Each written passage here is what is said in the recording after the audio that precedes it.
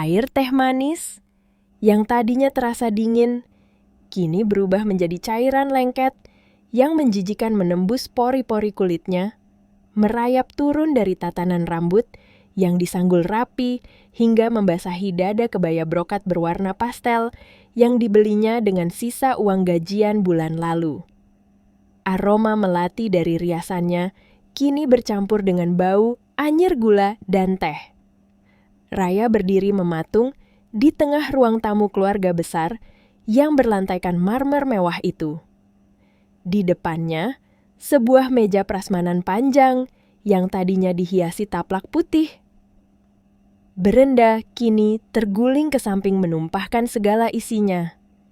Pecahan piring keramik berserakan di atas karpet Persia kuah sate dan rendang mengotori ujung sepatu, tumit tingginya namun Raya tidak bisa merasakan kakinya sendiri. Puluhan pasang mata dari kerabat yang hadir menatapnya dengan berbagai ekspresi. Ada yang terkejut, ada yang berbisik-bisik, namun sebagian besar menatap dengan kilat jijik yang tidak ditutupi. Di tengah kekacauan yang menyesakkan dada itu, suara Arkan menggema melengking menghancurkan sisa-sisa kewarasan yang masih coba dipegang oleh Raya. Pria berusia 32 tahun yang selama 5 tahun ini dipujanya sebagai sosok tunangan sempurna.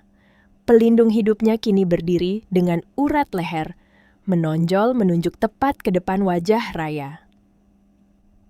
Perempuan penipu. Kamu kuras uang tabungan nikah kita demi ambisimu sendiri. Teriakannya memantul di dinding-dinding tinggi ruangan itu, menghakimi tanpa ampun sementara Raya hanya bisa membeku merasa jiwanya ditarik keluar paksa dari raganya. Bagaimana hidupnya bisa sampai pada titik kehancuran yang begitu brutal ini? Ingatan Raya perlahan terlempar, mundur menjauhi tatapan menghina di ruangan itu, merayap kembali ke 1 tahun yang lalu, ketika dunianya masih dipenuhi oleh keringat kelelahan yang jujur dan harapan yang sangat sederhana. Raya bukanlah perempuan yang lahir dengan sendok perak di mulutnya. Ia hanyalah seorang supervisor dapur catering yang setiap harinya berkutat dengan panasnya kompor raksasa bau bawang dan uap daging rebus. Latar belakang keluarganya adalah akar dari segala ketakutan sekaligus kekuatan terbesarnya. Ayahnya hanyalah seorang pensiunan guru honorer yang paru-parunya mulai digerogoti, usia dan penyakit asma menahun. Sementara ibunya adalah seorang penjahit rumahan yang matanya mulai rabun karena terlalu sering bekerja di bawah lampu kuning yang redup. Tumbuh dalam kemiskinan, meninggalkan luka psikologis yang dalam bagi Raya. Trauma itu bukan sekadar rasa lapar, melainkan ketakutan luar biasa setiap kali mendengar ketukan kasar bapak pemilik kontrakan di tanggal 10 setiap bulannya. Ingatan tentang orang tuanya yang memohon-mohon penundaan pembayaran sewa dengan suara bergetar adalah mimpi buruk yang terus mengejar Raya hingga ia dewasa. Karena itulah, ia bekerja siang dan malam mengambil jam lembur yang dihindari orang lain menghemat setiap rupiah, hingga rela hanya makan nasi dengan kuah sisa lauk catering. Raya memiliki satu tujuan suci dalam hidupnya, membeli sebuah ruko kecil dari hasil keringatnya sendiri. Ruko itu nantinya akan lantai bawahnya ia jadikan dapur usaha catering impiannya. Sementara lantai atasnya akan menjadi tempat tinggal yang aman dan permanen bagi kedua orang tuanya di masa tua. Sebuah tempat di mana tidak akan ada lagi orang yang bisa mengusir mereka. Di tengah kerasnya perjuangan yang seringkali menguras darah. Dan kewarasan itu akan hadir dalam hidup. Raya layaknya sebuah keajaiban yang tidak terduga. Pria itu adalah seorang manajer investasi di sebuah perusahaan Bonafide di kawasan Sudirman. Penampilannya selalu klimis, kemejanya licin dan wangi, dan tutur katanya begitu tertata dan manis. Arkan memancarkan aura kelas menengah atas yang stabil dan aman, sebuah kontras yang tajam dengan kehidupan Raya yang penuh ketidakpastian. Yang paling membuat Raya jatuh cinta adalah bagaimana Arkan pandai mengambil hati kedua orang tuanya. Pria itu tidak pernah keberatan duduk di kursi plastik berdebu di teras kontrakan Raya, membawakan buah-buahan mahal untuk ayahnya, dan memuji jahitan ibunya. Bagi Raya, Arkan adalah sosok penyelamat pria yang mau menerima perempuannya apa adanya tanpa memandang kasta. Namun, seiring berjalannya waktu, tanpa disadari oleh Raya yang terlalu dibuai oleh perasaan dicintai, Arkan perlahan mulai menunjukkan sifat dominan yang dibalut dengan perhatian yang sangat halus. Manipulasi itu dimulai dari hal-hal kecil yang terlihat seperti bentuk kasih sayang protektif. Arkan mulai sering mengomentari pakaian yang dikenakan Raya saat mereka berkencan. "Sayang, kemeja flanel dan celana jeans ini membuatmu terlihat seperti anak magang. Kamu kan jalan sama aku pakai dress yang aku belikan kemarin ya, biar lebih pantas." Ucapnya lembut sambil mengelus. Rambut Raya membuat Raya merasa bahwa Arkan hanya ingin ia tampil lebih baik. Tidak berhenti di situ, Arkan mulai mengkritik jam kerja Raya yang panjang dan ambisinya yang besar. Ketika Raya dengan mata berbinar menceritakan rencananya untuk memperbesar tabungan, rukonya senyum Arkan selalu menipis. "Kamu itu perempuan, Raya. Terlalu keras ambisimu, nanti malah capek sendiri. Laki-laki itu kurang suka melihat perempuan yang terlalu independen dan ngotot cari uang. Nanti kalau kita sudah menikah, kamu cukup di rumah saja." Suami itu pemimpin, jadi wajar kalau suami yang memegang kendali mutlak atas seluruh aset dan keuangan. Itu kodratnya. Kalimat-kalimat itu disuntikkan secara konstan perlahan-lahan mencoba meruntuhkan kemandirian Raya. Namun, Raya yang terlalu takut kehilangan cinta dan bayangan keluarga utuh, menekan semua rasa tidak nyamannya dan memaklumi sikap Arkan sebagai bentuk tanggung jawab seorang calon suami yang tegas. Tekanan batin Raya tidak hanya datang dari Arkan, tetapi juga dari ibu pria itu, Ibu Ratna. Wanita berusia 55 tahun itu adalah seorang matriark sosialita yang hidupnya berputar pada arisan berlian tas bermerek dan gengsi keluarga. Perbedaan kasta di antara mereka selalu terasa seperti jurang yang tidak bisa dijembatani setiap kali Raya diundang makan malam di rumah mewah Ratna. Di meja makan kayu mahoni yang panjang dan diterangi lampu kristal itu, Ratna selalu menemukan celah untuk melempar sindiran halus, namun tajam bak silet yang menyayat harga diri Raya. Suatu malam, setelah makan malam selesai, Ratna secara tidak sengaja melihat buku catatan kecil milik Raya yang tertinggal di atas meja tamu buku kumal, tempat Raya mencatat setiap pemasukan dan pengeluaran hariannya dengan sangat teliti demi ruko impiannya. Ratna membolak-balik halaman buku itu dengan ujung jarinya yang dihiasi cincin zamrud bibirnya, melengkung membentuk senyum sinis yang merendahkan. "Keluarga kita ini menjunjung tinggi kehormatan dan pengabdian." "Raya," ucap Ratna, suaranya tenang namun mengintimidasi. Perempuan itu tugasnya mengabdi pada suami membesarkan anak dengan baik, bukan sibuk mengejar harta pribadi sampai mencatat recehan seperti ini. Istri yang diam-diam menimbun harta sendiri biasanya punya niat buruk untuk membangkang pada suaminya. Raya hanya bisa menundukkan kepala meremas ujung gaunnya dengan tangan yang masih kasar akibat luka iris pisau dapur. Ia menahan air matanya menelan bongkahan rasa hina yang menyumbat tenggorokannya demi mempertahankan cinta dan impiannya untuk membangun keluarga bahagia bersama Arkan.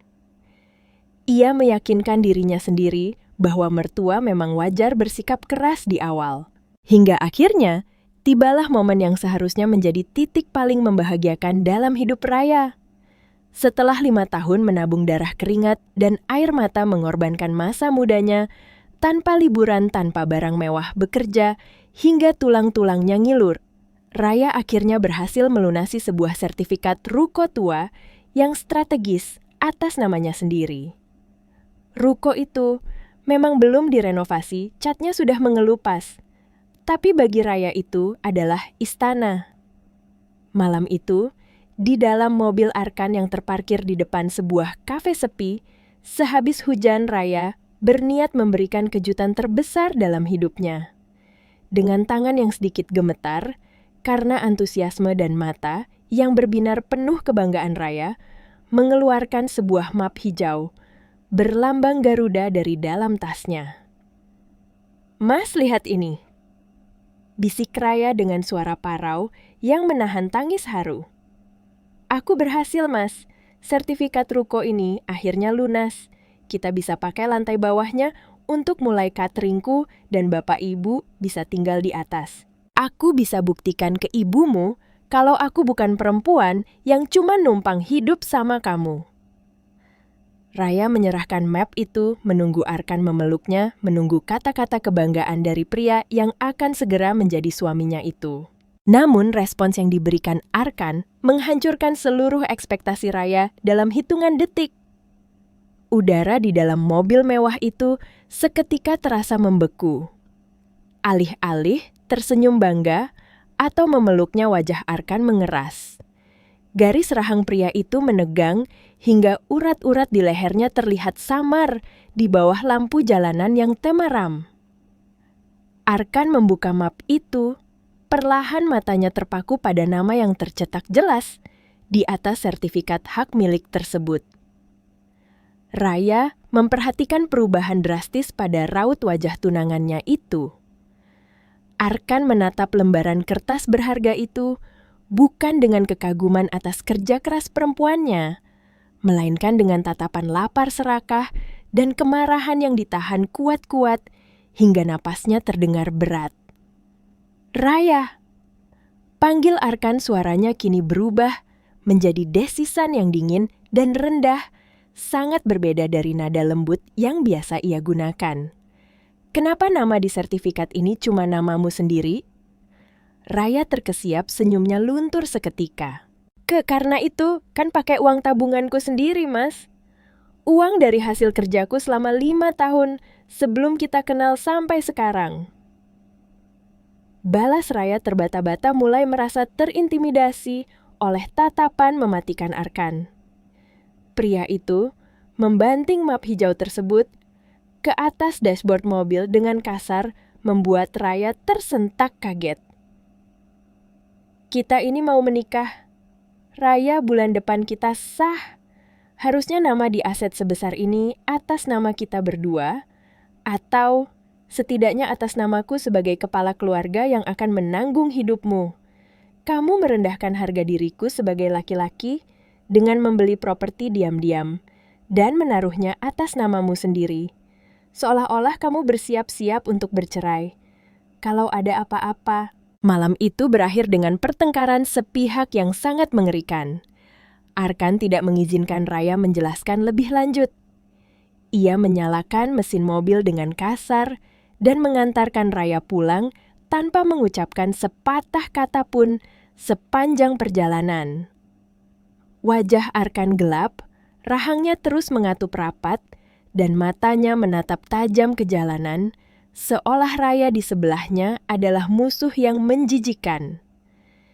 Ketika mobil berhenti di depan gang rumah kontrakannya Arkan, hanya menoleh sekilas dan menyuruh Raya turun dengan isyarat kepala. Raya melangkah keluar dari mobil, dengan langkah gontai mendekap map hijau itu, erat-erat di dadanya, seperti melindungi anak yang baru dilahirkannya. Mobil Arkan melesat pergi begitu saja, meninggalkan Raya di tengah gerimis malam. Ketika Raya akhirnya masuk ke dalam kamarnya yang sempit dan mengunci pintu, ia duduk di tepi kasur busanya yang tipis. Ia meletakkan sertifikat rokok itu di pangkuannya, mengusapnya perlahan. Namun perasaan bangga yang memuncak beberapa jam lalu kini menguap tak berbekas. Sebagai gantinya ada hawa dingin yang tiba-tiba merayapi tengkuknya, membuat bulu romanya meremang.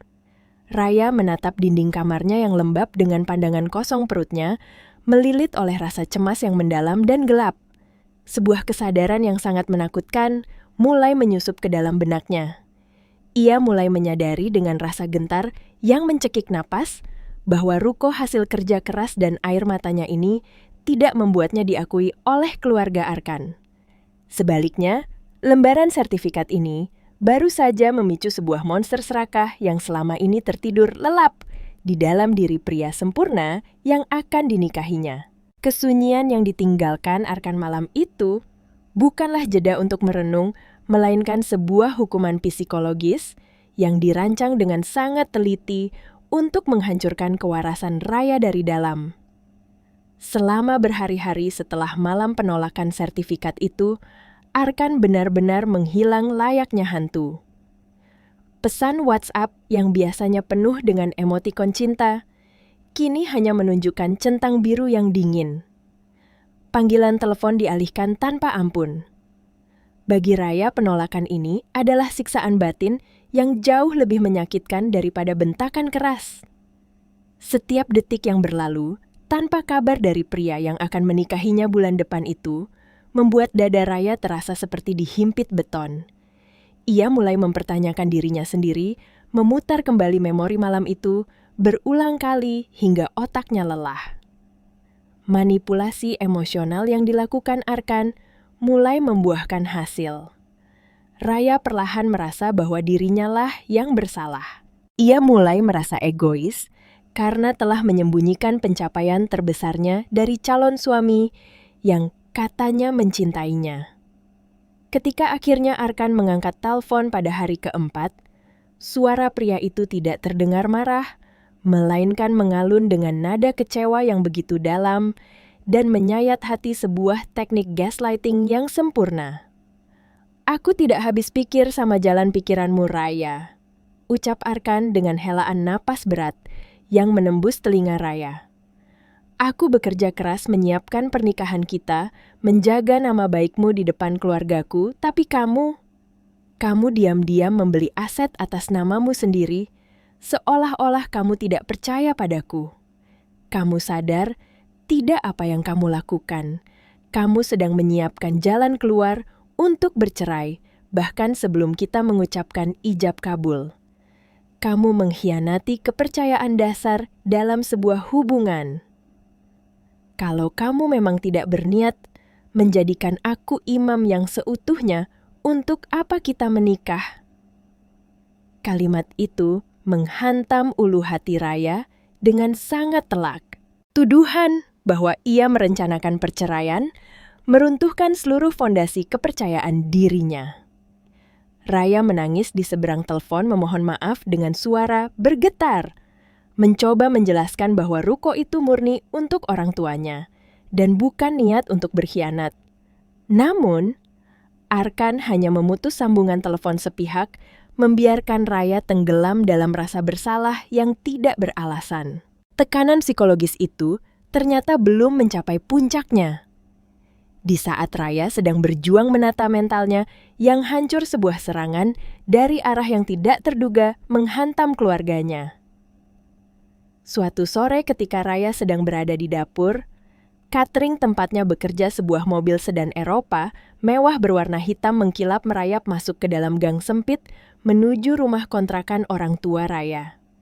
Dari dalam mobil itu, turunlah Ibu Ratna, Ibu Arkan, dengan penampilan elegan yang terlihat sangat tidak pada tempatnya di tengah pemukiman padat penduduk tersebut. Aroma parfum mahal Ratna seketika mengusir bau selokan dan jemuran lembab di sekitar teras. Tanpa memberitahu Raya, Ratna datang dan duduk di kursi rotan reot milik ayah Raya. Dengan senyum tipis yang mematikan dan gaya bicara yang sangat santun. Namun, penuh racun Ratna mulai menabur teror psikologis kepada sepasang orang tua renta yang tidak tahu apa-apa itu. "Bapak Ibu," sapa Ratna dengan suara lembut yang diatur sedemikian rupa untuk menonjolkan superioritasnya. "Saya datang kemari bukan untuk membatalkan pernikahan, tapi untuk membicarakan etika keluarga. Di keluarga kami yang sangat menjaga nama baik, tindakan anak perempuan Bapak yang diam-diam menimbun aset properti atas namanya sendiri adalah sebuah aib besar. Itu mencoreng kehormatan putra saya sebagai calon kepala keluarga. Teman-teman arisan saya bisa menertawakan kami, mengira keluarga kami mau dikuasai oleh perempuan yang berasal dari, latar belakang yang tidak setara. Kalau Raya bersikeras menjadi perempuan yang membangkang pada suaminya, saya khawatir pernikahan ini hanya akan menjadi gunjingan memalukan di masyarakat. Kata-kata elegan, namun merendahkan itu menusuk langsung ke jantung kebanggaan ayah Raya. Sebagai seorang pensiunan guru honorer yang miskin, satu-satunya harta yang ia miliki di dunia ini adalah harga diri dan nama baik keluarganya di mata tetangga. Mendengar putrinya dituduh sebagai pembangkang dan aib bagi keluarga terpandang membuat darah tua itu mendidih bercampur panik. Segera setelah mobil mewah Ratna meninggalkan gang tubuh ringkih ayah Raya gemetar hebat. Dadanya bergemuruh, napasnya tersengal-sengal, dan riwayat penyakit jantung koroner serta asmanya seketika kambuh. Ketika Raya pulang malam itu, dengan tubuh letih dan pikiran yang masih kacau, ia disambut oleh jeritan panik ibunya dan pemandangan ayahnya yang terbaring pucat di atas kasur dengan napas berbunyi nyaring. Di tengah rasa sakitnya sambil memegangi dadanya yang naik turun, dengan susah payah ayah Raya mencengkeram pergelangan tangan putrinya dengan sisa tenaga yang ada. Air mata menetes dari sudut mata keriput pria tua itu. "Nduk, Bapak mohon sama kamu," bisik ayahnya dengan suara putus asa yang menyayat hati Raya. "Bapak ini cuman orang miskin. Kebanggaan Bapak satu-satunya cuma pengen lihat kamu menikah secara terhormat, tidak jadi perawan tua yang digunjingkan tetangga. Kalau kamu memang punya ruko itu, tolong jangan jadikan itu alasan kamu gagal menikah. Mengalahlah Nduk, turuti apa kata keluarga mereka. Bapak tidak sanggup menanggung malu kalau pernikahanmu batal cuma karena masalah harta. Jangan keras kepala, biarkan keluarga kita rukun." Permohonan itu adalah pukulan paling mematikan bagi Raya. Melihat pahlawan dalam hidupnya memohon sambil menangis kesakitan menghancurkan seluruh benteng pertahanannya. Raya tahu betul bahwa orang tuanya tidak bermaksud jahat. Mereka hanyalah korban dari ketakutan sosial kelas bawah yang selalu ditindas oleh opini masyarakat. Namun, tetap saja rasa sakit karena harus mengalah demi pandangan tetangga terasa seperti meminum racun yang dihidangkan oleh keluarganya sendiri. Di bawah tekanan psikologis yang begitu berat, dihantui oleh ketakutan akan kegagalan pernikahan yang tinggal menghitung hari, serta rasa bersalah yang tak tertahankan, melihat kondisi ayahnya yang semakin memburuk, kewarasan Raya akhirnya menyerah pada kompromi. Malam keesokan harinya, Raya meminta Arkan untuk bertemu di sebuah restoran sepi.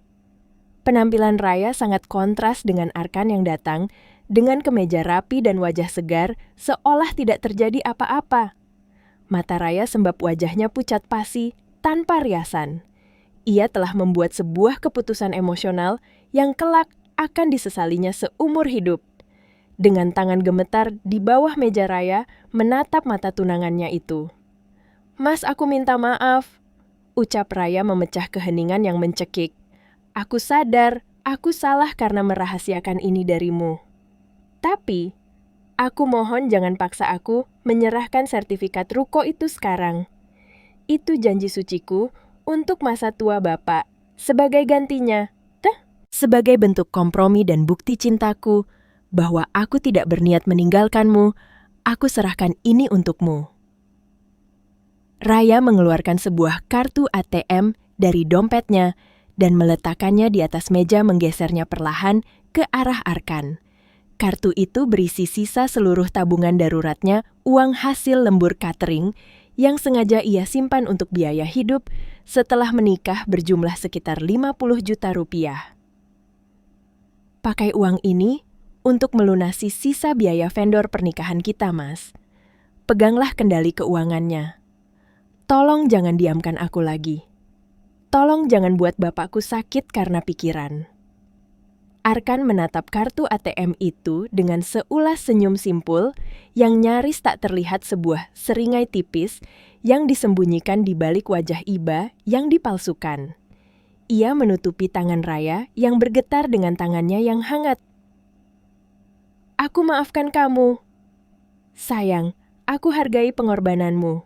Ini baru calon istriku yang penurut, bisik Arkan lembut, mengambil kartu itu dan memasukkannya ke dalam saku jasnya tanpa keraguan sedikit pun.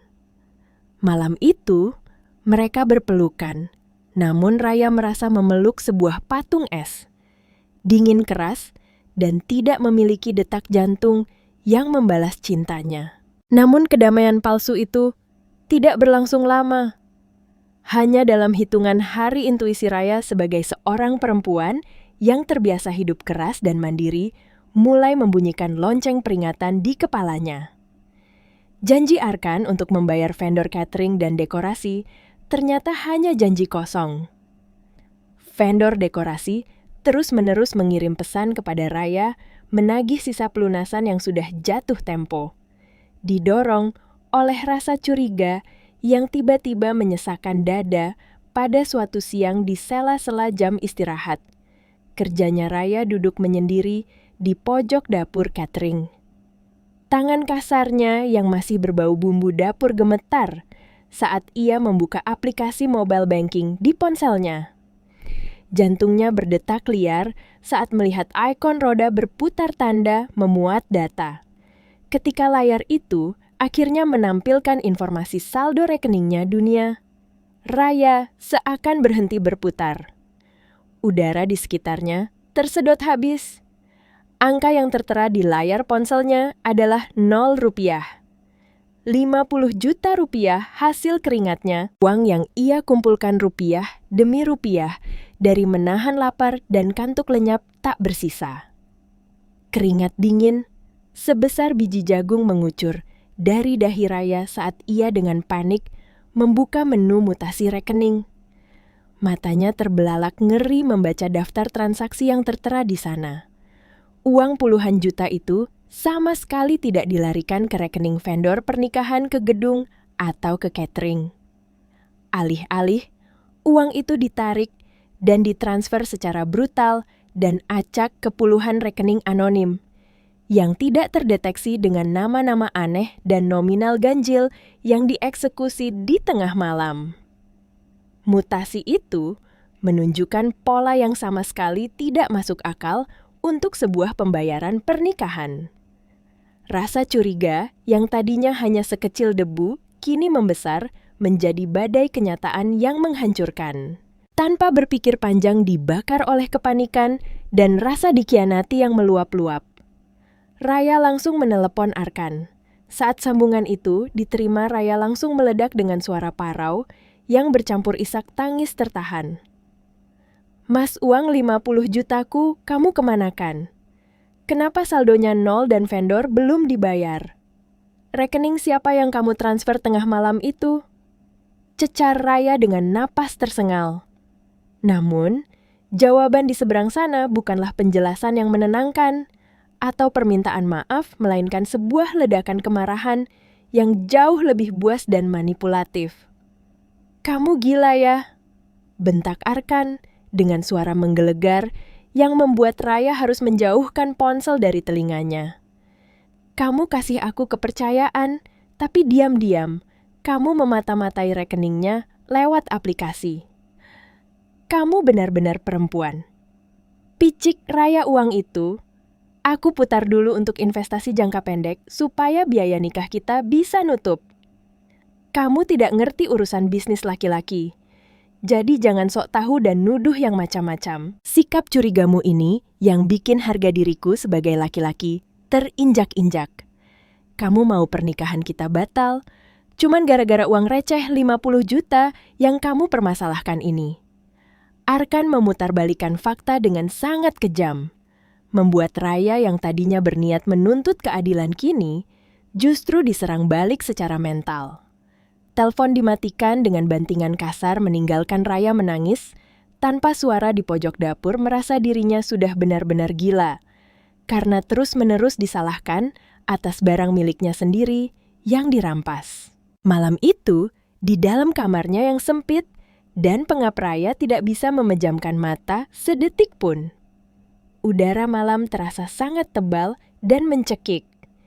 Ia duduk memeluk lututnya di atas ranjang menatap kosong ke arah jendela yang berembun karena hujan di luar. Kepalanya berdenyut hebat, memikirkan kemana hilangnya uang itu dan siapa sebenarnya sosok Arkan yang ia kenal selama 5 tahun ini. Di tengah kesunyian yang menyiksa itu, tepat pukul 2 dini, hari layar ponsel Raya yang tergeletak di atas meja kecil tiba-tiba menyala terang membelah kegelapan kamar. Sebuah getaran singkat menandakan ada pesan masuk.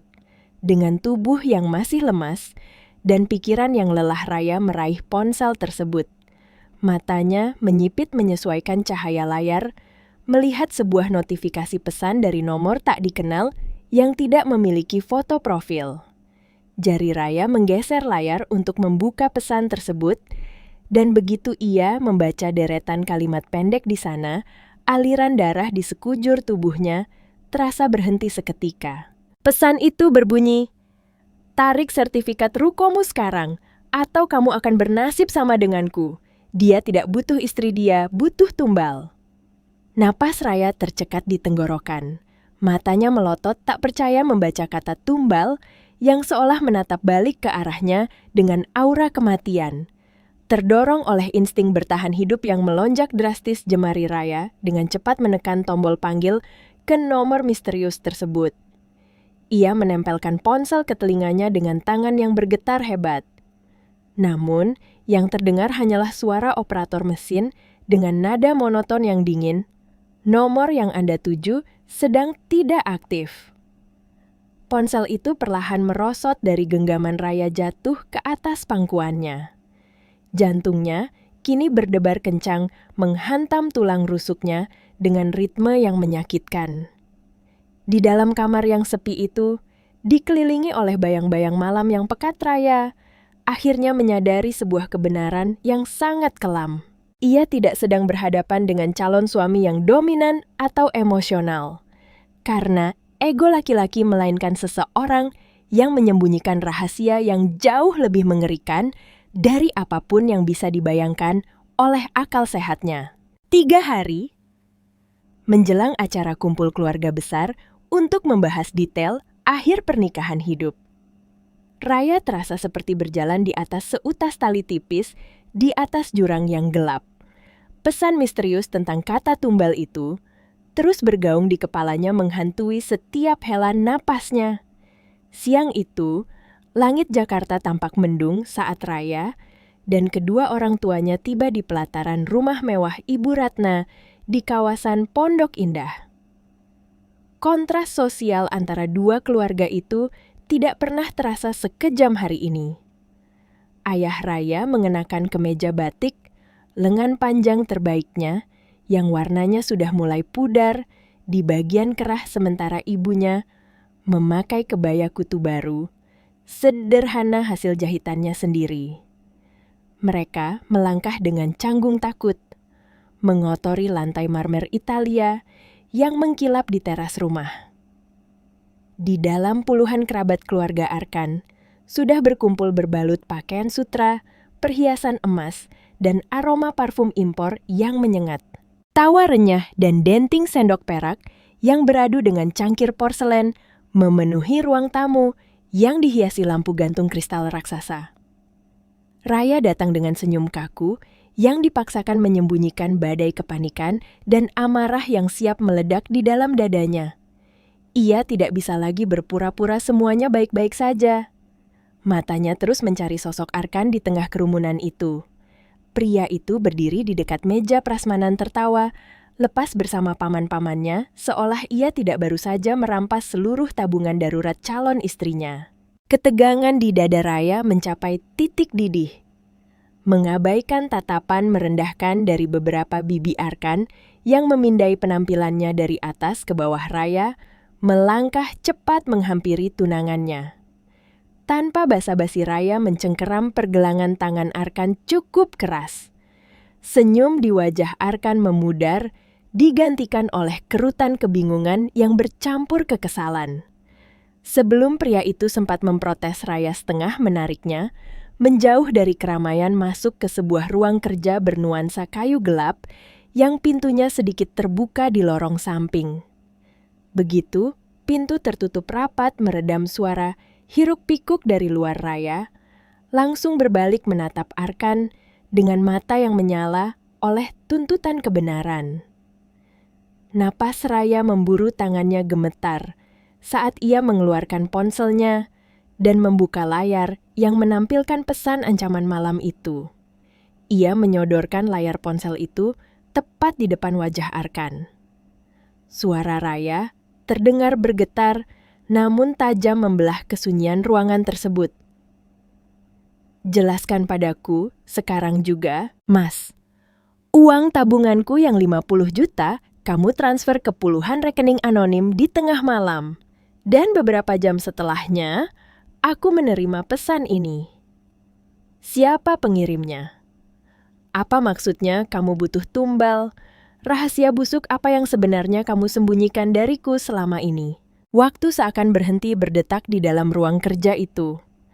Raya menatap lekat-lekat kedua bola mata pria yang telah mendampinginya selama 5 tahun terakhir, berharap menemukan setitik kejujuran atau setidaknya penyangkalan yang masuk akal. Namun, yang ia lihat justru membuat darahnya membeku. Wajah Arkan yang tadinya penuh percaya diri seketika pias. Topeng kesempurnaan yang selama ini melekat erat di wajah pria itu retak hingga hancur berkeping-keping. Ping. Mata Arkan bergerak liar ke kiri dan ke kanan, rahangnya terkatup sangat rapat hingga otot-ototnya menonjol dan sebulir keringat dingin tiba-tiba meluncur dari pelipisnya. Arkan panik.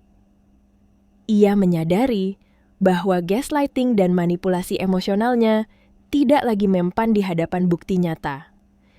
Ia sadar bahwa Raya telah masuk terlalu jauh dan perempuan cerdas ini tidak akan pernah sudi menyerahkan sertifikat ruko itu secara sukarela. Di sudut ruangan itu, Arkan bukan lagi terlihat seperti seorang manajer investasi yang berwibawa, melainkan seperti seekor binatang buas yang tersudut dan bersiap menyerang balik dengan cara yang paling mematikan. Perubahan psikologis itu terjadi dalam hitungan detik. Kepanikan di mata Arkan perlahan tergantikan oleh sebuah kilat kejam yang gelap dan sangat diperhitungkan. Tanpa mengucapkan sepatah kata pun untuk menjawab pertanyaan Raya, Arkan tiba-tiba mencengkeram lengan kanan Raya dengan tenaga yang brutal. Cengkeraman itu begitu kuat hingga kuku-kuku Arkan menancap ke kulit Raya, meninggalkan memar kemerahan yang menyakitkan. Raya memekik kaget mencoba melepaskan diri, namun tenaga pria itu jauh lebih besar. Arkan menarik paksa tubuh Raya memutar kenop pintu dan menyeret perempuan itu keluar dari ruang kerja. Sepanjang lorong Raya meronta menuntut untuk dilepaskan, namun Arkan terus menyeretnya dengan langkah panjang dan napas menderu menuju ruang tamu utama. Pemandangan mengejutkan itu langsung menghentikan seluruh aktivitas di ruang tamu. Tawa riang seketika mati. Puluhan pasang mata, termasuk mata kedua orang tua Raya yang membelalak ngeri kini, tertuju pada mereka berdua. Udara di ruangan besar itu mendadak terasa hampa dan mencekam. Ayah Raya setengah berdiri dari kursinya, tangannya gemetar memegang dada kirinya, melihat putri tunggalnya diseret seperti seorang tawanan. Setibanya di tengah ruangan tepat di depan meja prasmanan panjang yang penuh dengan hidangan mewah. Arkan menghempaskan lengan Raya dengan kasar hingga perempuan itu terhuyung ke belakang. Dan tanpa memberikan peringatan apapun, Arkan mengangkat kaki kanannya dan menendang ujung meja prasmanan itu dengan sekuat tenaga. Suara hantaman keras menggema di seluruh ruangan, disusul oleh suara derak kayu yang patah. Meja panjang itu terguling ke samping menumpahkan seluruh isinya ke atas karpet Persia. Pecahan piring keramik gelas kaca kuah rendang yang kental dan sate yang berserakan menciptakan pemandangan kekacauan yang mengerikan. Beberapa tamu wanita menjerit histeris sambil melangkah mundur. Di tengah puing-puing hidangan yang hancur itu, Arkan memulai sebuah pertunjukan teater psikologis yang paling keji yang pernah disaksikan Raya. Pria itu menunjuk tepat ke wajah Raya dengan jari yang bergetar penuh kemarahan artifisial. Wajahnya memerah, memainkan peran sebagai korban pengkhianatan dengan sangat sempurna. "Perempuan penipu!" teriak Arkan dengan suara melengking yang memantul di dinding-dinding tinggi ruangan itu. "Kamu kuras uang tabungan nikah kita demi ambisimu sendiri. Semuanya dengarkan saya." Perempuan ini, yang selama ini saya angkat derajatnya, ternyata adalah seorang pencuri. Dia diam-diam membeli sebuah ruko atas namanya sendiri.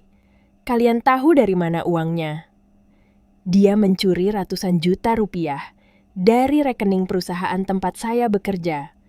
Dia memanfaatkan akses saya untuk menggelapkan dana.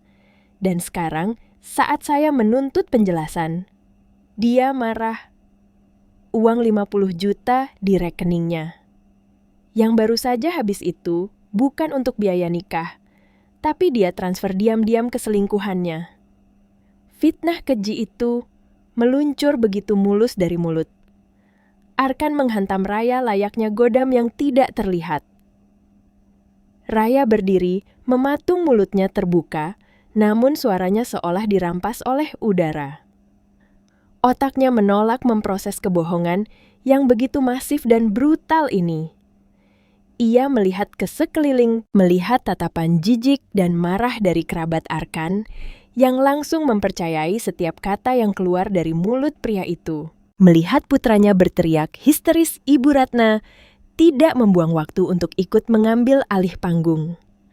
Wanita tua itu langsung berlari menghampiri Arkan, memeluk putranya sambil menangis tersedu-sedu. Tangisannya sangat dramatis, suaranya sengaja dibuat serak agar terdengar semakin memilukan. "Ya Tuhan, Arkan anakku sayang, Ibu sudah bilang dari awal. Perempuan dari keluarga miskin itu cuman mau hartamu. Mereka ini komplotan penipu." Ratna menoleh tajam ke arah kedua orang tua Raya yang berdiri gemetar di sudut ruangan. Mata wanita itu menyipit penuh kebencian yang mendalam. "Kalian ini benar-benar parasit. Keluarga tidak tahu diuntung. Kalian sengaja menjual anak kalian untuk memeloroti kekayaan keluarga kami. Dasar keluarga rendahan tidak punya rasa malu." Mendengar hinaan yang begitu merendahkan martabat keluarganya, ayah Raya tidak sanggup menahan tekanan di dadanya. Pria tua itu terhuyung, wajahnya memucat seketika. Serangan panik dan penyakit jantungnya meledak bersamaan. Ia jatuh terduduk di atas kursi, memegangi dada kirinya dengan kedua tangan yang gemetar hebat. Napasnya berbunyi nyaring dan tersengal-sengal mencari oksigen. Ibu Raya yang sama sekali tidak memahami apa yang sedang terjadi dan sangat ketakutan melihat suaminya sekarat serta putrinya dihakimi masa langsung menjatuhkan dirinya ke lantai marmer yang dingin. Wanita tua yang malang itu bersimpuh, merangkak maju mendekati kaki Ibu Ratna sambil menangis histeris. "Ampun, Nyonya, ampun, anak saya bukan pencuri. Tolong jangan batalkan pernikahannya kami. Orang miskin tidak tahu apa-apa. Maafkan anak saya, Nyonya, maafkan kami." Tangisan Ibu Raya yang memohon di bawah kaki orang yang menghina mereka adalah pemandangan yang menghancurkan seluruh sisa-sisa kewarasan Raya. Puncak dari krisis emosional itu terjadi ketika Arkan yang merasa belum cukup menghancurkan martabat. Raya meraih sebuah gelas tinggi berisi teh manis dingin yang kebetulan masih utuh di atas meja kecil di dekatnya. Dengan gerakan yang penuh perhitungan dan syarat, akan penghinaan Arkan melangkah mendekati Raya. Mata mereka bertemu selama 1 detik yang terasa seperti keabadian. Di mata Arkan, tidak ada seberkas pun rasa cinta, yang ada hanyalah kekejaman murni seorang sosiopat yang menikmati kemenangannya. Tanpa belas kasihan, Arkan menyiramkan seluruh isi gelas teh manis itu tepat ke wajah Raya. Air teh yang lengket dan dingin itu menghantam wajah Raya menetes dari tatanan rambutnya, mengalir turun melewati hidung dan dagunya, membasahi kebaya brokat pastelnya, hingga tembus ke kulit. Suasana ruang tamu itu mendadak hening seketika, hanya terdengar suara napas ayah Raya yang sesak dan isak tangis ibunya di lantai. Raya berdiri membeku di tengah kekacauan itu. Air teh terus menetes dari ujung rambutnya jatuh ke karpet. Ia tidak berteriak, ia tidak melawan, dan yang paling mengejutkan, ia sama sekali tidak menangis. Penghinaan publik yang begitu brutal, takarannya terlalu besar untuk sekadar ditangisi. Di detik teh itu menghantam wajahnya sebuah saklar di dalam jiwa Raya seolah dimatikan secara paksa.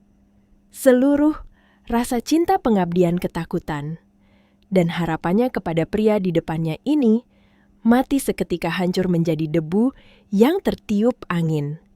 Tatapan matanya yang beberapa menit lalu masih menyiratkan kepanikan seorang tunangan yang terluka kini berubah drastis. Matanya meredup kosong dan dingin. Jiwanya telah mati rasa.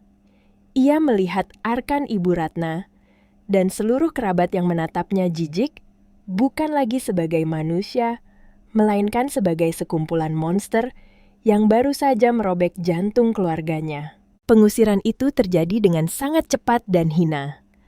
Beberapa paman Arkan dengan kasar mendorong Raya dan ibunya keluar dari pintu utama, sementara ayah Raya harus dipapah dengan susah payah karena kakinya sudah tidak mampu berdiri tegak. Pintu kayu jati berukir itu dibanting tertutup tepat di depan wajah mereka, mengunci mereka di luar bersama dengan rintik hujan gerimis yang mulai turun membasahi bumi. Tidak ada satupun yang menawarkan payung atau bantuan. Di bawah guyuran hujan yang dingin, dengan tubuh yang lengket oleh air teh dan hati yang hancur lebur, Raya menghentikan sebuah taksi yang kebetulan lewat. Ia membantu kedua orang tuanya masuk ke dalam kursi belakang yang sempit dan berbau apek. Di dalam taksi yang melaju, menembus jalanan Jakarta yang mulai menggelap, suasana terasa sangat mencekam. Ayah Raya berbaring bersandar di dada Raya, napasnya masih putus-putus, matanya terpejam menahan sakit yang luar biasa. Ibu Raya duduk di jok depan menangis tanpa suara sambil menutupi wajahnya dengan kedua tangan yang gemetar. Raya sendiri duduk mematung. Sambil memeluk tubuh ringkih ayahnya dengan erat, Raya menatap keluar jendela taksi yang berembun. Sorot lampu jalanan berwarna jingga memantul di bola matanya yang tidak lagi memancarkan kehangatan. Air hujan di kaca jendela seolah mewakili air mata yang enggan ia tumpahkan. Malam itu di dalam ruang taksi yang dingin kepolosan dan cinta di dalam hati Raya benar-benar menemui ajalnya. Sebagai gantinya, sebuah keputusasaan yang sangat gelap perlahan merayap naik membentuk sebuah tekad baja yang dingin dan mematikan. Ia bersumpah di dalam hatinya yang berdarah bahwa ia tidak akan membiarkan air mata ibunya dan rasa sakit ayahnya malam ini berlalu tanpa ada harga mahal yang harus dibayar. Dampak dari penghinaan brutal. Di malam itu, tidak berhenti di depan pintu rumah Ibu Ratna. Seperti racun yang mengalir di pembuluh darah, kehancuran itu menyebar dengan cepat dan meluluh lantakan setiap aspek kehidupan Raya. Pada pagi hari kedua, setelah insiden tersebut, ponsel Raya tidak berhenti bergetar. Pesan demi pesan masuk dari berbagai grup, WhatsApp grup keluarga besar, grup arisan ibunya, hingga grup lingkungan rukun tetangga. Cerita bohong yang dikarang Arkan dengan begitu meyakinkan telah disebarkan secara masif. Di layar ponsel itu, Raya melihat pesan-pesan berantai yang menuduhnya sebagai perempuan gila, harta seorang penipu kelas kakap yang berniat memoroti kekayaan calon suami, hingga tuduhan menjijikan bahwa ia memiliki simpanan laki-laki lain. Tetangga yang biasanya ramah menyapa ibunya, kini berbisik-bisik dan membuang muka saat berpapasan. Lingkungan yang tadinya menjadi tempat bernaung kini berubah menjadi neraka sosial yang mengurung mereka. Lebih parahnya lagi, rumor penggelapan dana perusahaan itu sampai ke telinga manajemen catering tempat Raya bekerja. Siang itu HRD memanggilnya dan tanpa banyak tanya langsung memberikan surat skorsing tanpa batas waktu. Kami tidak bisa mempekerjakan karyawan yang memiliki masalah integritas dan dituduh menggelapkan dana Raya. Jaga nama baik perusahaan kami, ucap manajernya dengan nada dingin sebelum menyuruhnya pulang. Raya berjalan pulang dengan langkah gontai, merasa seluruh pijakannya di dunia ini telah runtuh. Keluarga Raya mengunci rapat pintu dan jendela kontrakan mereka. Sang ayah terbaring lemas di kasur dengan tabung oksigen sewaan di sampingnya, sementara ibunya hanya duduk melamun di sudut ruangan, sesekali mengusap air mata. Rasa malu sosial yang ditanggung keluarga miskin itu terasa lebih menyiksa daripada kemiskinan itu sendiri. Puncak kehancuran yang sesungguhnya tiba pada sore hari di hari kelima. Langit mendung menggelayut di atas atap seng kontrakan Raya ketika terdengar suara decit rem mobil yang berhenti tepat di depan pagar. Raya yang sedang menyuapi ayahnya, bubur cair merasakan firasat buruk yang luar biasa. Ia mengintip dari celah tirai jendela dan melihat sosok Arkan keluar dari mobil diikuti oleh Ibu Ratna yang tampil dengan riasan tebal dan seorang pria asing bertubuh gempal yang mengenakan jas rapi sambil menenteng tas kerja berbahan kulit. Jantung Raya berdebar kencang saat ketiganya tanpa permisi langsung mendorong pintu depan kontrakan yang tidak terkunci melangkah masuk ke dalam ruang tamu sempit yang bau obat itu. Kehadiran mereka menyedot seluruh udara di ruangan tersebut. Ayah Raya terbatuk hebat melihat mereka, sementara Ibu Raya gemetar, ketakutan bersembunyi di belakang punggung putrinya. Tanpa basa-basi, pria berjas itu membuka tas kulitnya dan mengeluarkan sebuah map plastik berwarna merah. Ia menatap Raya dengan pandangan profesional yang dingin dan mengintimidasi. "Perkenalkan, saya Hendra, pengacara dari keluarga Ibu Ratna," ucap pria itu dengan suara berat. Ia meletakkan selembar dokumen di atas meja kayu reyot di depan Raya. "Kami tidak datang untuk berbasa-basi. Di atas meja ini adalah dokumen perjanjian utang piutang yang sah secara hukum." Mata Raya menyipit. Ia membungkuk dan membaca judul dokumen tersebut. Jantungnya seolah berhenti berdetak saat matanya menangkap nominal angka dan nama yang tertera di sana. Dokumen itu menyatakan bahwa ayah Raya pada tahun lalu telah meminjam uang sebesar 500 juta rupiah kepada keluarga Ratna untuk biaya pengobatan jantung dan renovasi rumah dengan bunga yang terus berjalan. Dan di bagian paling bawah dokumen tersebut, tertera tanda tangan ayahnya dengan tinta biru yang sangat mirip dengan aslinya. "Ini gila, bapakku tidak pernah meminjam uang sepeser pun kepada kalian. Dan dari mana tanda tangan ini? Kalian memalsukannya." Jerit Raya suaranya pecah oleh kepanikan dan amarah yang meluap. Ia meraih kertas itu dan ingin merobeknya, namun pengacara itu dengan cepat menahan tangannya. Arkan melangkah maju, senyum sinisnya terukir jelas di wajahnya yang klimis. Jangan bertingkah bodoh, Raya. Tanda tangan itu asli, setidaknya menurut saksi-saksi yang sudah saya siapkan. Kamu pikir kamu bisa menggelapkan uang ratusan juta untuk beli ruko itu, dan kami akan diam saja. Arkan mendekatkan wajahnya ke telinga Raya, menurunkan suaranya menjadi bisikan berbisa. Ini adalah ultimatum terakhir dari kami. Serahkan sertifikat ruko itu sekarang juga. Balik nama atas namaku sebagai ganti rugi pemulihan nama baik keluargaku dan pelunasan utang fiktif bapakmu ini. Kalau kamu menolak, besok pagi dokumen ini akan saya serahkan ke polisi.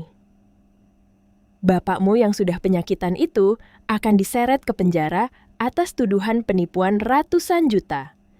Kamu mau lihat bapakmu mati di dalam sel yang dingin dan bau kencing? Ancaman itu menghantam kesadaran Raya seperti pukulan palu godam di ulu hatinya.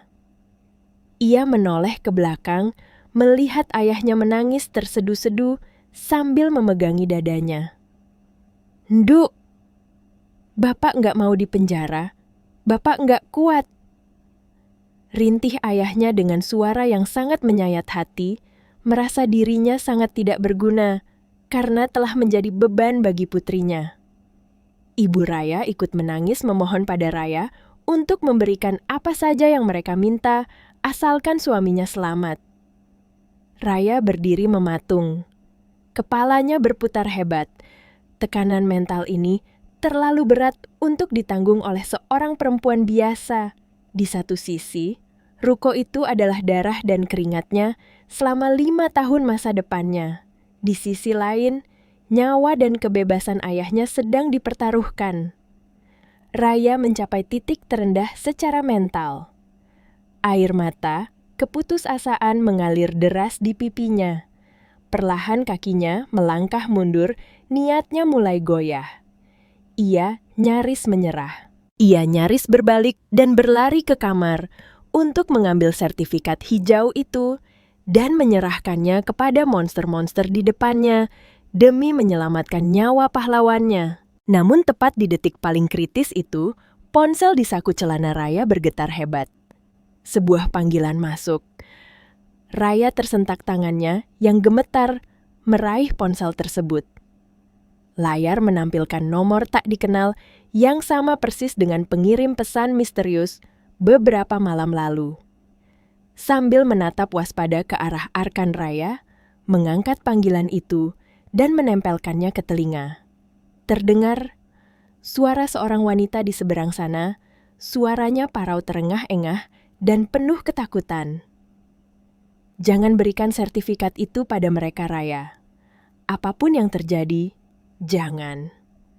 Temui aku malam ini, jam 8 di warung tenda pecel lele di dekat stasiun Manggarai. Datang sendiri. Aku punya kunci untuk membebaskanmu. Telepon ditutup sepihak. Jantung Raya berdebar tak karuan. Ia menelan ludah mengumpulkan sisa-sisa keberaniannya. Ia menatap Arkan dan Ibu Ratna dengan tatapan tajam. "Beri aku waktu sampai besok pagi untuk berpikir," ucap Raya tegas berusaha menyembunyikan getar suaranya. Arkan tertawa meremehkan menepuk pundak Raya dengan kasar. "Pilihan yang pintar. Besok pagi kami tunggu di rukomu bawa sertifikat itu. Jangan coba-coba lari atau polisi yang akan menjemput bapakmu." Setelah ketiganya pergi, Raya segera bersiap. Malam itu menembus gerimis yang dingin, Raya melangkah menuju pertemuan yang akan memutarbalikkan seluruh takdirnya. Di bawah remang-remang lampu bohlam kuning, warung tenda yang kumuh dan bau minyak goreng itu, Raya menemukan sosok yang menghubunginya. Wanita itu duduk membelakangi jalan Raya mengenakan jaket kebesaran dan topi yang ditarik hingga menutupi sebagian wajahnya. Saat Raya duduk di hadapannya, wanita itu mendongak. Wajahnya sangat pucat kuyu, kantung matanya hitam dan gerak-geriknya memancarkan trauma berat. "Kamu Raya?" tanyanya dengan suara serak. Raya mengangguk perlahan. "Aku Sari, umurku 34 tahun. Ucap wanita itu, tangannya gemetar saat memegang gelas teh hangat. "Aku adalah mantan istri dari Dewo, kakak kandung Arkan, mantan kakak iparnya." Mata Raya membelalak. Ia ingat Arkan pernah bercerita bahwa kakaknya bercerai karena istrinya kabur membawa lari harta keluarga. Namun, apa yang diceritakan Sari malam itu membongkar rahasia paling mengerikan dari keluarga terpandang tersebut. Sari menarik napas panjang, menatap mata Raya dengan kepedihan yang dalam. Cerita tentang keluarga Ratna yang kaya raya dan terpandang itu hanyalah ilusi Raya. Mereka sudah bangkrut bertahun-tahun yang lalu. Perusahaan almarhum suami Ratna hancur berantakan. Mereka terendam utang miliaran rupiah kepada rentenir kelas kakap. Rumah mewah di Pondok Indah tempat kamu dihina itu, sertifikat aslinya sudah disita bank sejak 2 tahun lalu. Mereka hanya menyuap orang dalam bank untuk menunda eksekusi penyitaan agar tetap terlihat kaya di mata sosialita. Raya menahan napas, tidak percaya dengan apa yang didengarnya. Namun, Sari belum selesai. Rahasia terbesar yang diungkapkannya selanjutnya benar-benar meruntuhkan kewarasan Raya. Dan Arkan, pria sempurna yang kamu banggakan itu, dia bukan manajer investasi yang hebat. Dia adalah pecandu judi online kelas kakap yang sudah sakit jiwanya. Dia telah menggunakan aksesnya di perusahaan untuk menggelapkan dana nasabah sebesar 1 miliar rupiah demi menutupi utang judinya. Perusahaannya sudah mencium hal ini, dan bulan depan akan ada audit internal besar-besaran. Kalau Arkan tidak bisa mengembalikan uang itu, sebelum audit dia akan dipenjara 15 tahun. Sari mencondongkan tubuhnya ke depan, mencengkeram tangan Raya dengan kuat hingga Raya meringis. "Arkan menargetkanmu selama 5 tahun ini Raya, bukan karena dia mencintaimu. Dia tahu kamu perempuan miskin yang pekerja keras, rajin menabung, dan sangat polos. Dia membidikmu sebagai celengan berjalan. Ketika dia tahu kamu membeli ruko strategis yang harganya bisa menutupi semua utang-utangnya, dia menjadi gila. Ruko itu adalah satu-satunya tiket mereka untuk membayar auditor perusahaan agar Arkan tidak dipenjara. Dokumen utang 500 juta yang mereka bawa hari ini, itu adalah langkah putus asa mereka. Mereka sengaja memerasmu lewat kelemahan terbesarmu, ayahmu, karena mereka tahu kamu tidak akan menyerahkan ruko itu secara sukarela. Aku kabur dari keluarga itu dengan membawa trauma, karena aku pun dulu ditipu habis-habisan, sampai harta peninggalan orang tuaku habis dijual untuk utang judi mereka. Fakta mengerikan ini menghantam batin Raya bertubi-tubi. Ia terdiam cukup lama.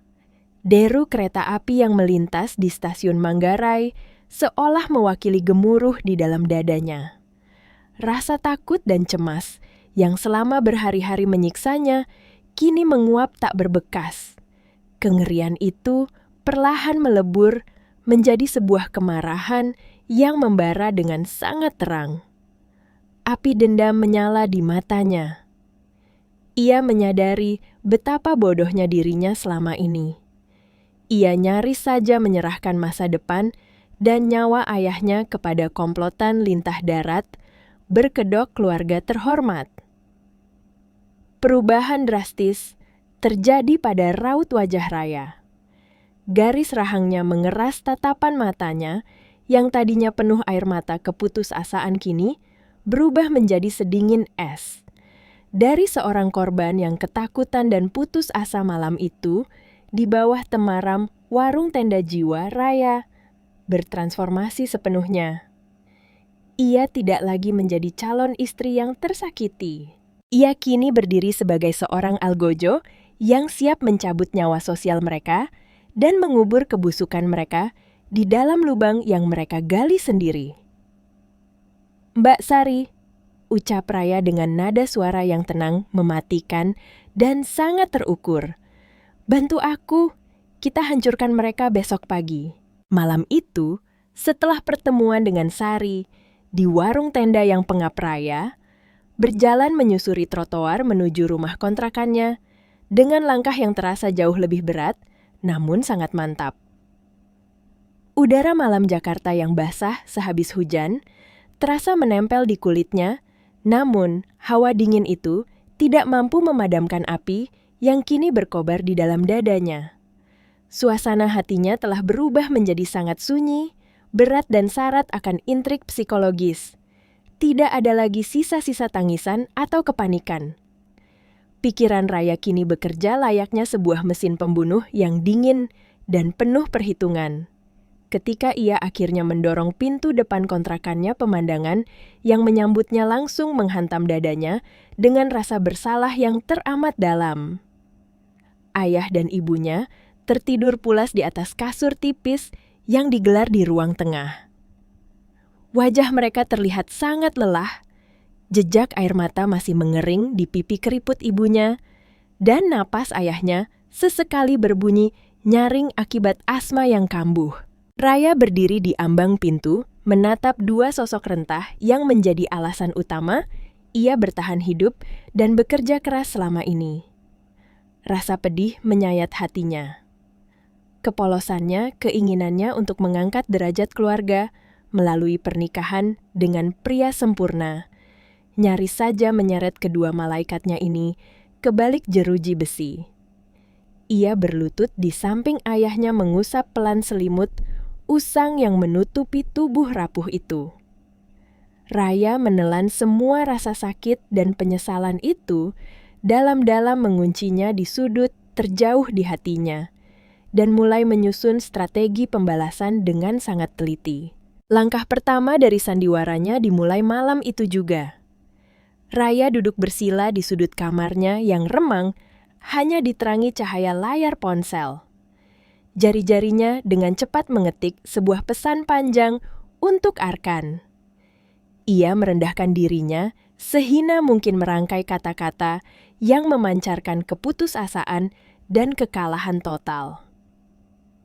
"Mas Arkan, aku minta maaf. Aku sudah berpikir panjang. Tolong jangan penjarakan bapakku. Aku tidak punya siapa-siapa lagi selain kalian. Aku mengaku salah karena egois mempertahankan ruko itu. Besok pagi kita bertemu di ruko. Aku akan bawa sertifikat aslinya dan aku setuju untuk langsung ke notaris. Membaliknamakan ruko itu atas namamu sebagai pelunasan utang bapak. Aku mohon ampun, Mas. Tolong ampuni keluargaku." Begitu pesan itu terkirim, Raya menahan napas sejenak menunggu reaksi. Di seberang sana, di dalam rumah mewahnya, yang sebenarnya hanya menunggu waktu untuk disita Arkan yang sedang duduk di kursi kebesarannya membaca pesan tersebut. Senyum kemenangan yang sangat sombong mengembang di wajah pria itu. Ia tertawa pelan, memamerkan layar ponselnya kepada Ibu Ratna yang sedang mengoleskan krim malam di depan cermin. "Lihat, Bu, perempuan kampung ini akhirnya menyerah. Besok ruko itu jadi milik kita, dan aku bisa terbebas dari ancaman auditor sialan itu." Ratna tertawa sinis, merasa puas karena taktik teror mereka berhasil menundukkan keluarga miskin yang ia anggap rendah tersebut. Namun, apa yang tidak diketahui oleh Arkan dan ibunya adalah bahwa Raya sedang tidak menangis saat mengirim pesan itu. Wajah Raya datar tanpa ekspresi, matanya menatap dingin ke arah layar laptop tua yang kini menyala di pangkuannya. Beberapa bulan yang lalu, saat hubungan mereka masih terlihat romantis, Arkan pernah menitipkan laptopnya kepada Raya dan secara tidak sengaja login ke akun WhatsApp web miliknya tanpa logout kembali. Saat itu, Raya tidak pernah peduli, namun memorinya yang tajam mengingat detail tersebut. Malam ini, berbekal pengetahuan IT yang terbatas, namun didorong oleh insting bertahan hidup yang luar biasa, Raya berhasil mengakses kembali akun WhatsApp web milik Arkan. Dalam keheningan malam yang mencekam Raya, mulai membaca satu persatu percakapan busuk yang selama ini disembunyikan pria itu. Jantung Raya berdebar kencang, namun tidak ada air mata yang menetes. Ia membaca pesan dari beberapa nomor, tak dikenal yang terus-menerus menagih utang dengan ancaman kekerasan. Ia membaca percakapan Arkan dengan rekan kerjanya yang membahas soal celah keamanan sistem untuk memanipulasi data keuangan nasabah. Dan yang paling menjijikan, ia membaca percakapan Arkan dengan ibunya beberapa minggu lalu. Bu, tenang saja. Si Raya itu bodoh dan penurut. Asal kita pegang bapaknya dia, pasti akan serahkan rukonya. Setelah itu, kita ceraikan saja dia. Kita ambil asetnya untuk bayar auditor. Semua perkataan Sari terbukti benar adanya. Bukti-bukti kejahatan Arkan terpampang nyata di layar laptop Raya. Dengan gerakan cepat dan tanpa suara jari Raya, menekan tombol screenshot berulang kali. Ia memindahkan puluhan gambar mutasi judi online bernominal ratusan juta bukti percakapan penggelapan dana nasabah dan bukti rencana jahat merampas rukonya ke dalam sebuah flash disk. Bagian ini adalah momen yang sangat menekan secara psikologis, di mana realita terbelah menjadi dua sisi yang saling bertolak belakang.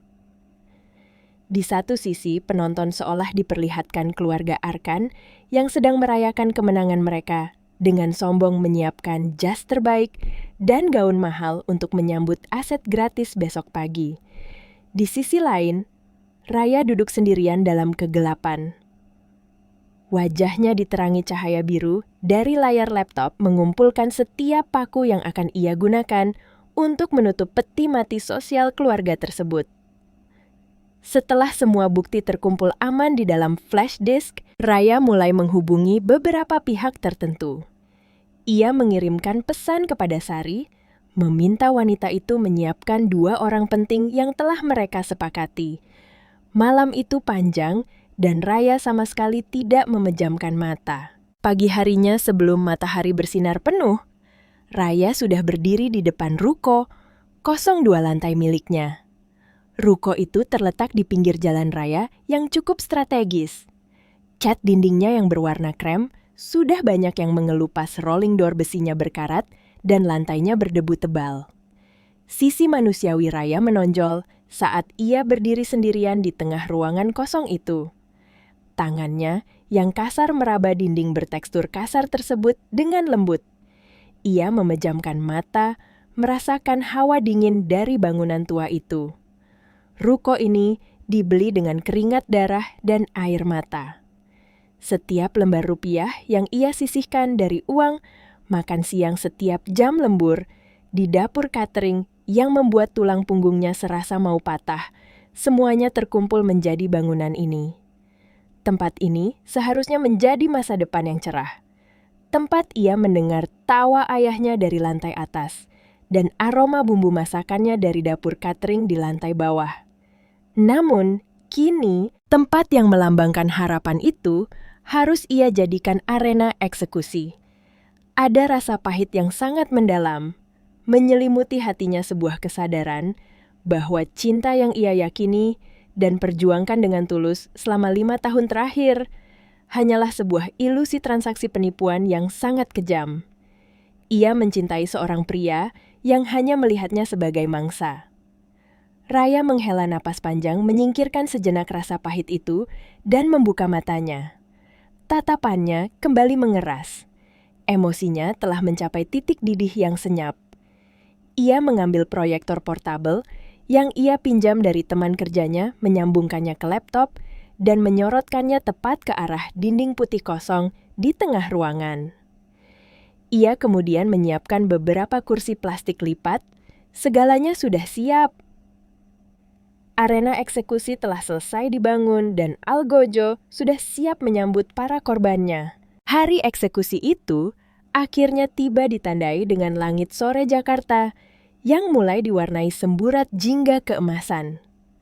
Pertemuan itu sengaja diatur oleh Raya pada pukul 4 sore di dalam ruko kosong miliknya dengan alasan agar penyerahan sertifikat asli dan penandatanganan akta notaris pelunasan utang dapat dilakukan secara privat dan tidak memancing perhatian tetangga. Suara decit rem mobil mewah yang berhenti tepat di depan ruko memecah keheningan jalanan. Dari balik celah pintu besi yang sedikit terbuka, Raya yang berdiri mematung di tengah ruangan berdebu itu melihat 3 sosok keluar dari dalam mobil. Arkan Ibu Ratna dan Hendra sang pengacara bayaran melangkah keluar dengan pakaian yang sangat rapi dan berkelas seolah mereka sedang menghadiri sebuah pesta perayaan. Ibu Ratna mengenakan kacamata hitam, besar, dan menutupi hidungnya dengan sapu tangan sutra, menatap jijik pada debu dan cat ruko yang mengelupas. Arkan melangkah masuk dengan dada membusung, wajahnya memancarkan senyum kemenangan yang begitu sombong dan angkuh. Ketika pria itu melihat Raya berdiri sendirian, memeluk sebuah map hijau, di tengah ruangan senyum sinisnya semakin melebar. Tanpa rasa bersalah sedikit pun, Arkan mendekat dan menepuk pundak Raya dengan tepukan yang merendahkan. "Bagus, Gandamde," ucap Arkan dengan nada suara yang penuh dengan arogansi. "Ternyata, kamu bisa jadi anak pintar yang akhirnya tahu diri juga. Begini kan lebih baik tidak perlu ada drama bapakmu masuk penjara. Mana sertifikatnya, biar pengacaraku yang periksa." Namun Raya tidak merespons tepukan itu. Wajahnya datar, matanya kosong, menatap ke arah pintu depan. Dengan gerakan perlahan dan tanpa mengucapkan sepatah kata pun, Raya berjalan melewati Arkan, melangkah menuju pintu utama dan menarik rantai besi rolling door tersebut. Suara derak besi berkarat yang ditarik turun bergema dengan sangat keras dan memekakan telinga, menutup akses keluar masuk, lalu diakhiri dengan suara klik gembok yang dikunci dari dalam. Udara di dalam ruko itu seketika terasa pengap dan mencekam. Senyum di wajah Arkan dan Ibu Ratna perlahan luntur digantikan oleh kerutan kebingungan. Sebelum Arkan sempat membuka mulut untuk memprotes tindakan Raya sebuah suara decitan engsel, pintu terdengar dari arah ruangan gelap di bagian belakang ruko. Dari balik pintu kayu yang kusam itu, melangkahlah keluar Sari, mantan kakak ipar Arkan, dengan tatapan mata tajam yang menyimpan dendam bertahun-tahun. Namun, Sari tidak sendirian. Tepat di belakangnya, menyusul 2 orang pria, paruh baya berkemeja rapi, yang mengenakan kartu identitas resmi dari tim auditor internal. Perusahaan investasi tempat Arkan bekerja didampingi oleh seorang petugas kepolisian berseragam lengkap yang memegang sebuah map laporan. Waktu seakan berhenti berdetak di dalam ruko kosong tersebut. Wajah Arkan yang tadinya memerah karena sombong seketika berubah sepucat mayat. Matanya terbelalak lebar menatap tak percaya pada sosok Sari dan kedua auditor yang sangat ia kenali dari kantornya. Jantung Arkan berdebar begitu keras hingga rasanya ingin meledak dari rongga dadanya. Ibu Ratna mundur 1 langkah, tangannya gemetar memegangi tas mahalnya. Raya berbalik menghadap mereka. Tanpa berteriak, tanpa emosi yang meledak-ledak, Raya melangkah ke sebuah meja kecil di sudut ruangan dan menekan tombol daya pada proyektor portabel yang sudah ia siapkan. Cahaya biru terang langsung membelah keremangan ruangan, menyorot tajam ke arah dinding ruko yang kosong. Bukti-bukti yang telah dikumpulkan Raya semalaman terpampang nyata dengan ukuran raksasa di dinding itu, tidak bisa disangkal oleh siapapun. "Silakan bapak-bapak auditor periksa sendiri," ucap Raya dengan suara yang sangat tenang dan dingin memecah kesunyian yang mencekik. Raya menekan tombol pada laptopnya memindahkan gambar dari satu slide ke slide lainnya. Di dinding itu terpampang jelas puluhan mutasi rekening dari aplikasi mobile banking Arkan yang menunjukkan aliran dana ratusan juta rupiah ke situs judi online berskala internasional.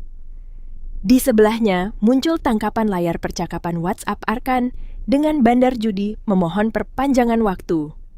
Lalu, slide berganti menampilkan bukti percakapan Arkan merencanakan pembobolan sistem untuk menggelapkan uang nasabah senilai 1 miliar rupiah lengkap dengan tanggal dan waktu eksekusi.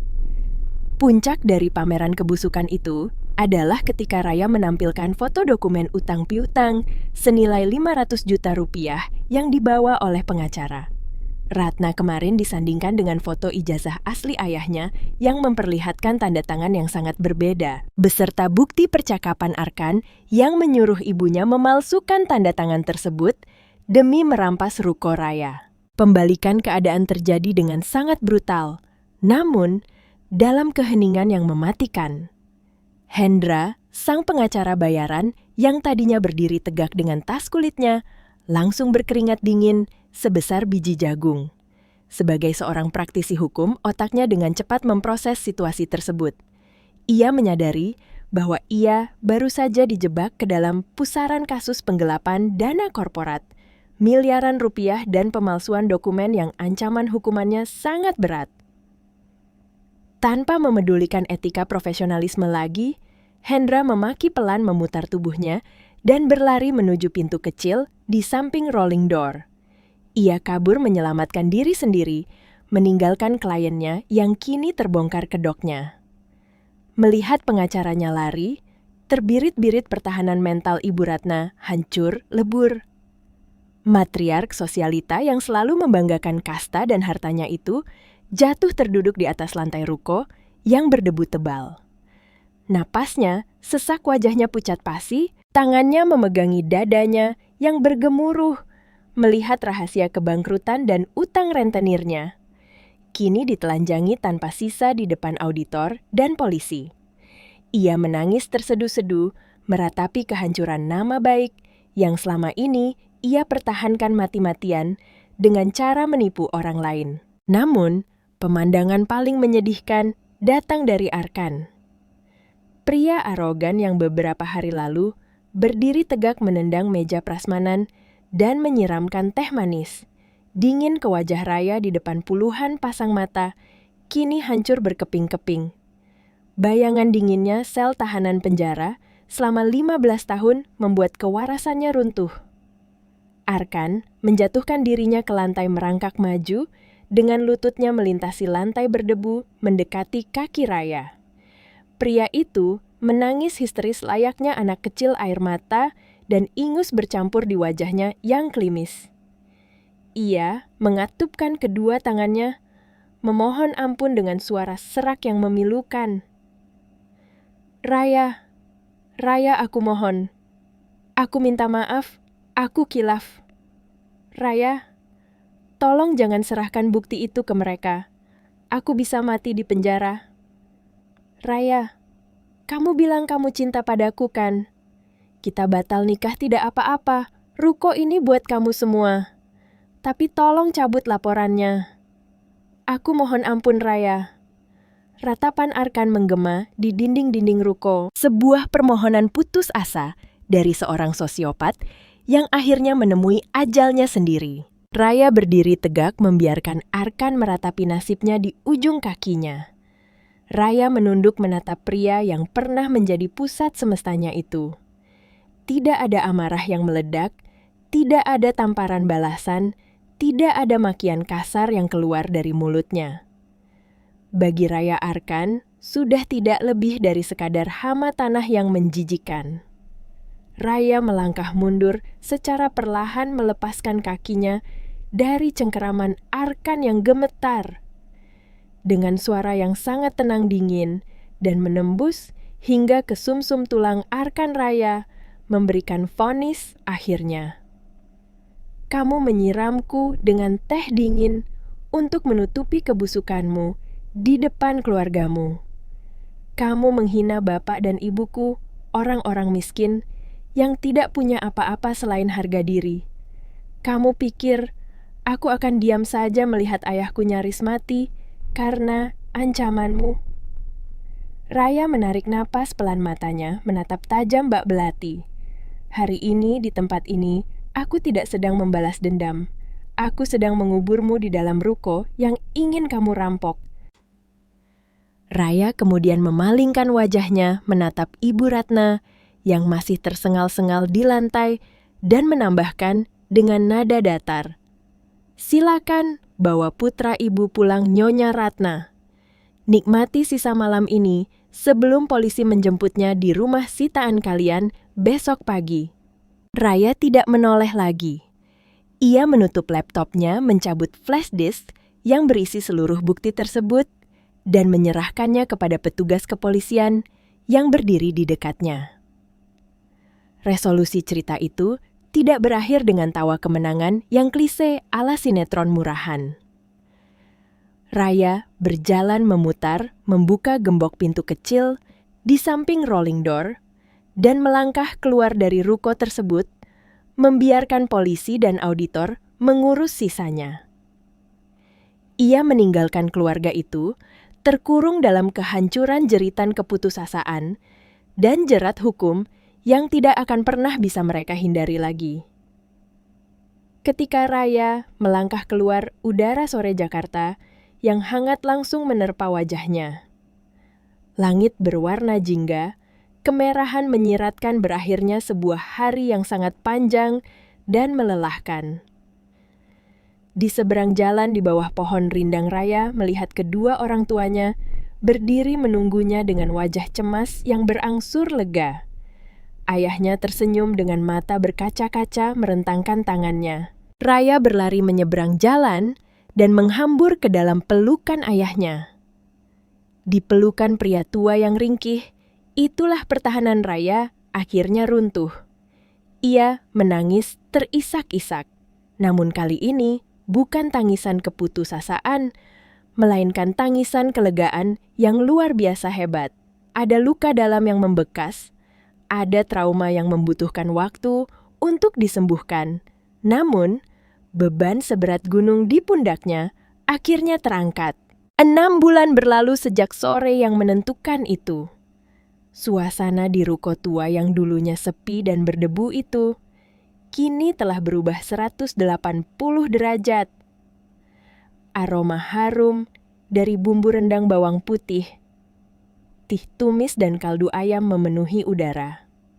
Ruko itu telah direnovasi sepenuhnya, diubah menjadi sebuah dapur catering komersial yang sangat sibuk dan bersih.